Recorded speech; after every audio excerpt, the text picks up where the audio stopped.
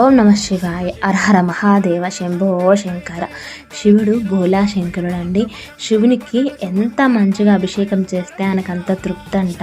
నేను సోమవారాలు కొన్ని వారాలు ఒక్క పొద్దుంటానని మొక్కుకున్నాను. నా మనసుకు ఆందోళన చెందినప్పుడు వెంటనే శివయ్యకు మొక్కేసుకొని 2 వారాలు 3 వారాలు ఇంతే, అంతకంటే ఎక్కువ వారాలు వెళ్ళను. ఎందుకంటే కంటిన్యూగా ఫాస్టింగ్లు చేయడం నా వల్ల కాదు. సో అలా వారాలు ఒక్క పొద్దున్నప్పుడు ఇంట్లో పూజ చేసి కొబ్బరికాయ కొట్టుకొని గుడికి వెళ్ళి అక్కడ కూడా మళ్ళీ శివయ్యకు కొబ్బరికాయ కొట్టి ప్రదర్శనలు చేసుకొని ఇలా నా చేతులతోని ఒక చెంబు నీళ్ళతోని శివలింగానికి అభిషేకం చేస్తూ ఉంటే ఎంతో తృప్తిగా అనిపిస్తూ ఉంటుంది. మనసుకు చాలా ఆనందంగా ఉంటుంది.